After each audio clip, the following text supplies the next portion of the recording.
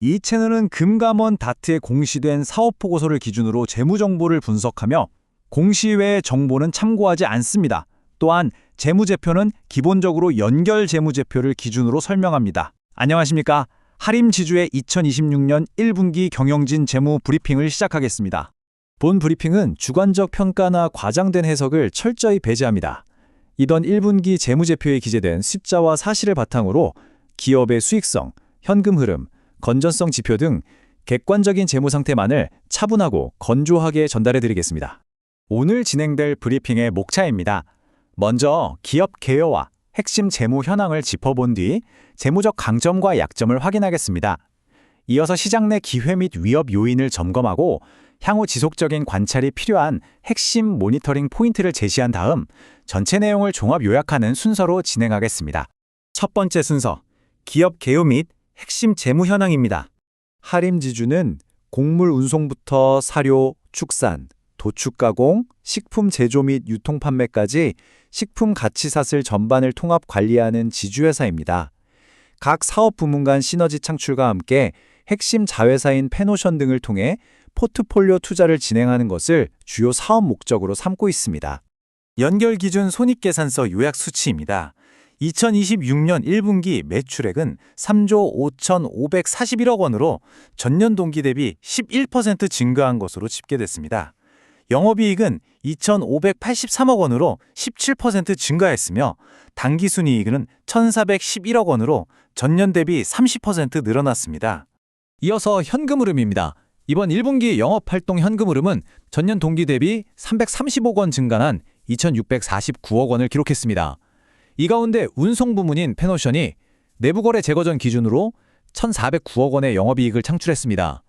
그룹 전체 이익에 있어 운송 부문이 차지하는 비중이 높은 구조적 특징이 나타납니다. 주요 재무 성과의 증감 내역을 종합하면 매출액은 11%, 영업이익은 17%의 증가폭을 보였습니다. 매출에 대비한 영업이익률은 전년 동기와 동일한 7% 수준을 유지했습니다.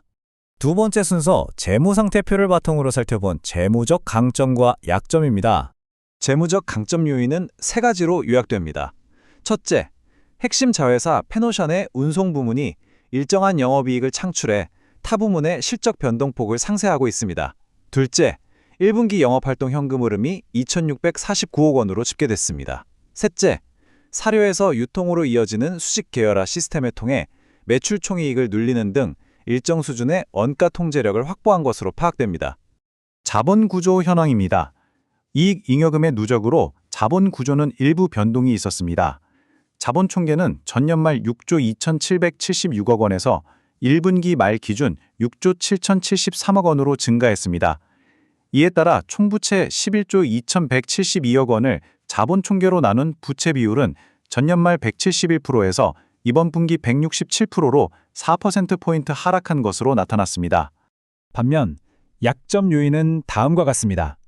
총 차입 부채가 9조 1,187억 원으로 집계되며 이로 인해 1분기에만 1,946억 원의 금융원가가 발생했습니다.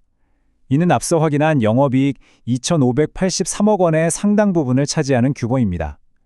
또한 외화 차입금이 포함되어 있어 환율 변동 시 환차손이나 환산손실 발생 가능성이 존재합니다. 단기 차입 부채의 규모입니다. 1년 이내에 만기가 도래하는 차입금이 총 4조 8,560억 원으로 집계되어 단기적인 자금 차환이 지속적으로 필요한 구조임을 보여줍니다. 이러한 단기 차입금 부담은 자산 구조의 불일치 현상으로도 확인됩니다. 1분기 말 기준 유동자산은 5조 1,447억 원인 반면 유동부채는 6조 6,026억 원을 기록했습니다. 유동부채가 유동자산을 1조 4,579억 원 초과하는 상태로 채무만기의 지속적인 연장이 요구되는 상황입니다. 이를 지표화한 유동비율은 78%입니다. 유동부채가 현재 보유한 유동자산 규모를 크게 상회하고 있음을 통계적으로 나타내고 있습니다. 세 번째 순서, 사업 환경에 따른 외부 기회 및 위협 요인입니다. 외부 기회 요인은 크게 세 가지입니다. 첫째, 2026년부터 2030년까지 다수의 신규 선박이 장기 대선 계약에 순차적으로 투입되어 달러 현금 흐름 발생이 예상됩니다. 둘째, 하림 산업을 중심으로 라면 및 가정 간편식 생산 설비 확장이 진행 중입니다. 셋째, 인도네시아와 베트남 등지에서 사료 공장을 신설하거나 인수하며 아시아권 사료 시장 점유율 확대를 추진하고 있습니다. 위험 요인은 다음과 같이 분류됩니다. 조류 인플루엔자나 아프리카 돼지열병 발생 시 생물자산 살처분 손실이 반영될 가능성이 있습니다. 그리고 국제 곡물 단가가 인상될 경우 사료 부문의 원가율이 상승하게 됩니다. 이 밖에도 과거 계열사 행정소송 결과에 따른 소송 비용 및 충당 부채 증가 가능성, 지정학적 요인으로 인한 글로벌 해상운임 지수 하락 가능성도 확인됩니다. 네 번째 순서, 정보 이용자들이 분기별로 점검해야 할 핵심 모니터링 포인트입니다. 향후 주요 모니터링 포인트는 세 가지입니다. 첫째, 78% 수준의 유동 비율 하에서 4조 8,560억 원에 달하는 단기 차입 부채가 원활하게 차원되는지 여부입니다. 둘째, 4조 1,851억 원 규모의 선박 차입금에 부여된 최소 담보 약정 조건 준수와 지주사 부채 비율 제한 등 재무 제한 조항이 이행 상태입니다. 셋째, 시장 금리 변동에 따라 1,946억 원대로 발생 중인 분기별 금융원가의 증감 추이입니다. 마지막으로 이번 브리핑의 종합 요약입니다.